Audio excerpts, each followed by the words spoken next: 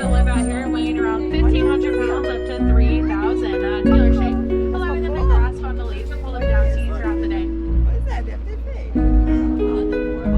Alright, you'll see some burnt orange colored friends being the bongos, and also some lighter tan colored friends being the greater kudu. The bongos have horns coming towards their back that allow them to go through the forest without hitting any trees or leaves. So they're known as the colored friend, being the greater kudu, means that they are female. There's only female greater kudu out here on the reserve.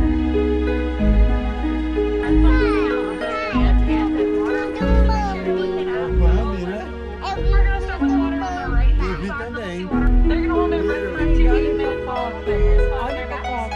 They're going to dive way deep down underwater. They're going to walk over more below them rather than swim, believe it or not. That's to give them how large they are. If they were to try and swim all day, they would run out of energy really low. Head towards the savannah. The savannah's home to a lot of fan favorites, but also some more wealthy were in their eyes. You'll also notice that Angolan cattle, specifically on the right, has horns that go in at the top, almost make a C shape. That was considered to be the highest level of wealth. Those were like the top tier. On the left, you'll see some s'mores colored friends. They have that toasted tan, darker brown, and white coat. Those are the after coats, are the same. And there are two different friends on the left. The lighter tan colored friends are going to be the elands. Now with that eland, you might notice the sack of skin at the base of the neck. It's called a dewlap. See those lighter gray colored friends? Those are the wildebeest. And directly behind them, the darker brown colored friend with horns going towards their back are going to be the sable antelopes. Now the wildebeest, when there are 1 million, because they're one of, if not the largest migrating group in the world. Migrating groups up to 1.5 million. They are male. They also have a 6-foot-long neck that they're going to sit with open.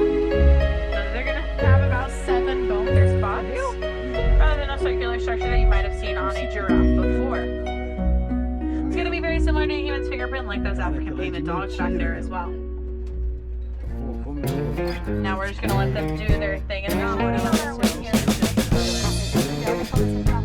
You'll see some more of those wildebeest as they come around as well on the right. A lot of people also know the wildebeest by a different name, which is new, spelled G-N-U. Cows like to go moo, wildebeest like to go new. It's simply just sound they like to make. You do something like a grunting noise to the sequence of 2.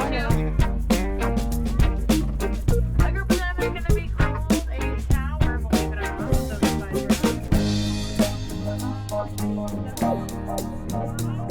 So we're keeping it clean for both these guys ourselves. We do that, we all work together. It's going to help keep us as clean as possible. It's going to help a lot of friends like these greater flamingos on the left. The greater flamingos get their name because they are the largest flamingo species in the world, but they're also the lightest pink color out of all flamingos. They're going to get that color of theirs from a lot of different foods they eat, like brine, shrimp, and algae, because those foods have beta carotene inside them.